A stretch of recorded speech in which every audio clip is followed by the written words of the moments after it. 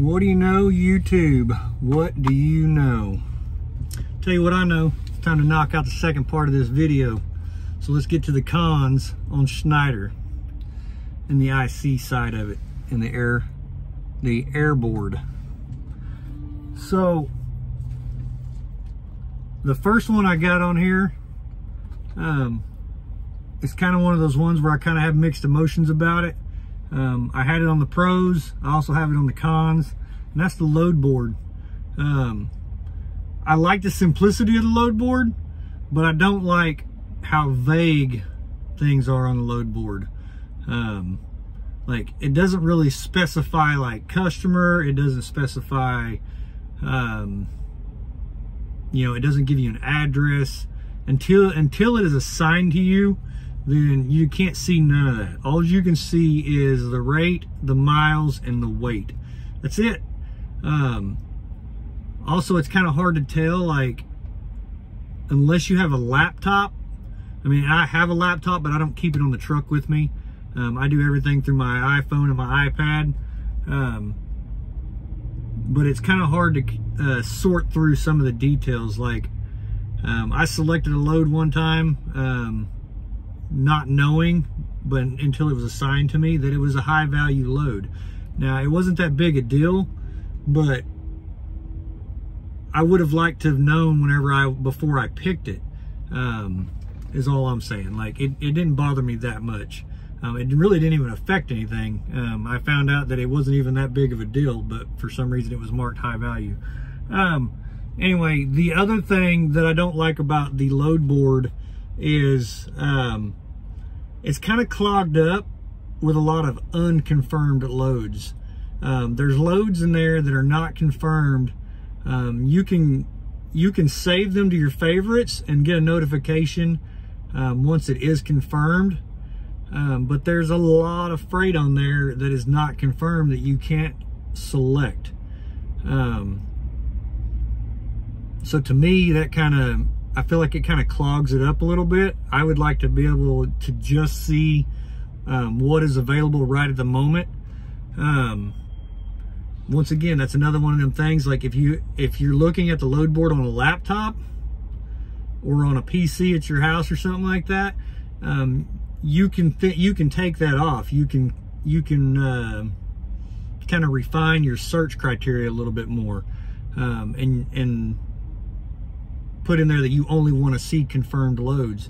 But like I said, I do mine from my iPad or my iPhone and my iPad, and you can't narrow it down like that on the mobile app. So that's the two things that I don't like about the load board. Other than that, it's real simple. I like it. So everything kind of works out. The other thing I have on here also, I listed as a pro, but I also have it listed as a con, and that is the freight base. I talked about how most of their freight base is east of I-35. They do have freight in the Western 11, but that freight just kind of stays out there, and there's not much going back and forth, to my understanding, from what I've seen.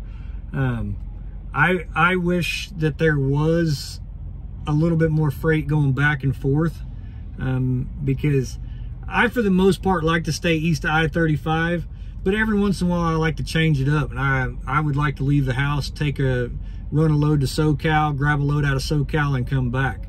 That's just kind of how I don't want to do it all the time, but I would like to be able to do it once in a while. And like I said, mainly just to change up things a little bit. But with their load board, it's kind of hard to run like that. You don't have that freedom. If you live east of I-35, you're pretty much only going to stay east of I-35, unless you by chance find that load that's going west. Like I said, they're few and far between, though. Another thing I have on here is a con. And it's not necessarily, I mean, it is to me. When I was with Prime, on their app, when I looked at fuel, it gave me the base fuel price, less the discount, less the fuel tax. That way I knew what the fuel was actually costing me. And there's other companies that do it like that too. I find that very convenient whenever you're shopping for fuel. I like to purchase my fuel at the base fuel price. I don't want to have to figure what the fuel tax is. I don't want to have to figure, you know, I want to just open an app up, look at fuel, and know, all right, this is the cheapest base fuel price along my route. So Schneider doesn't give you that ability. They just tell you where the discounts is at, and it's just a flat discount. And so basically, since our discounts are at Pilot Flying J, I use the Pilot Flying J app to find the cheapest fuel along my route, because the discount's not going to be different from one place to the next. It's going to be the same at all. So so that's kind of a con to me. I wish they had, you know, the technology's there. I mean, it's a mega corporation. There's other corporations out here that do it. You would figure that they would have the ability to do it also, or they would, you know, give you access to it also. The other thing I have on here is a con. I said that I like the fact that their trailers was orange. I don't like the fact that they don't have air ride on them. I was kind of surprised, but their trailers don't have air ride. Now this may be kind of standard for dry van. I'm not used to dry van, but I really thought that you know, a company this size would have air ride trailers, and they don't. They'll about beat you to death behind you. So I wish they had trailers with air ride. I really do. That'd be a nice feature to have. The other thing I have listed on here as a con, it's not that big a deal, but sometimes I feel like it might be a little excessive. They want you to do a DOT inspection on your truck every 90 days. Now, the one that I just did, I did it at a terminal. I went through their express lane, got it done, and I don't think I got charged for it. I don't ever recall seeing a charge for it or anything. Having a 90-day inspection is not that big a deal if we're not being charged for it. Now, I'm not 100% positive on that. That's something I need to dig into a little more. But I feel like it's a little excessive. Basically every 3 months, you got to go get your truck inspected. Now, if I had an older truck, I probably wouldn't mind that so much, because, you know, you'd want eyes on your truck a little more often then. But I run a new truck. Now, granted, I do a pre-trip and a post-trip every day religiously. But I feel like an inspection every 3 months is excessive on a truck of this age. But anyway, so enough of that. The next thing I have on here before I run out of daylight here is the rates. They're not garbage. Now, granted, there are some garbage rates on their load board. Don't get me wrong. And if somebody's hauling that stuff, man, I can't believe it. But there's some rates that are just trash on there. But I kind of expected to find, I don't know, I guess I was expecting a little better. And I think a little bit of my disappointment is I have multiple endorsements. Like, I have my hazmat endorsement, I have tanker endorsement, I have doubles and triples. You know, I can just about haul anything. And when I talked to them, they said they did have hazmat loads, and they do. They're few and far between on their load board, but the problem is the rates on their hazmat loads are cheaper than the general freight. So it's like, why would I even want to haul it? Why would I want to haul a heavy hazmat load if it's not going to pay me what it's worth? So I'd rather haul some 6,000 pound load that pays better. So yeah, I was a little disappointed in that. Like I said, they're not terrible.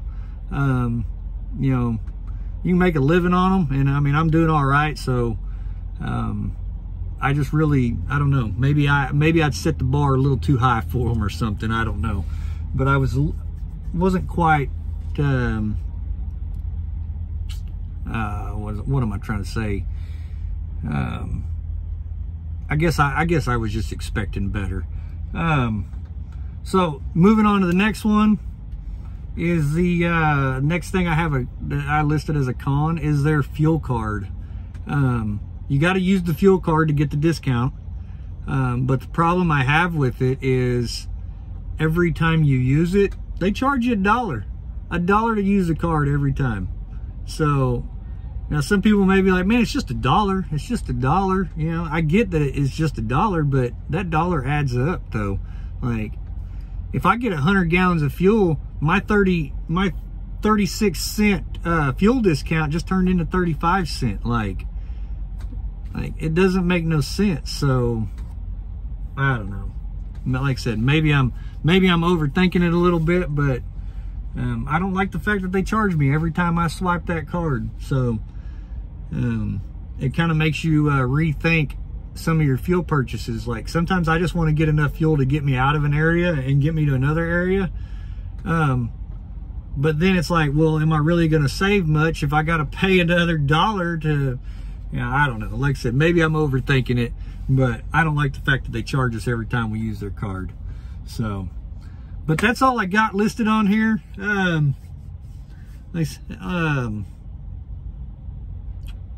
If you're an existing Schneider driver or have been here in the past and you've got a couple that you want to put them down in the comments. Let me know what you think. And I got a couple more videos coming up. I think I want to do a Prime versus Schneider one. Kind of talk about the differences on that and which one I think might be better for new guys, experienced guys, kind of the different levels maybe. So yeah, keep your eyes open for that one. I don't know exactly when I'm going to do it yet. It may be a week or two, but I do have a couple more videos coming in the near future. So if you find this information useful and you like it, give me a thumbs up, hit the subscribe button, give me a follow, put a comment below, and I'll see you on the next one. Y'all have a good day.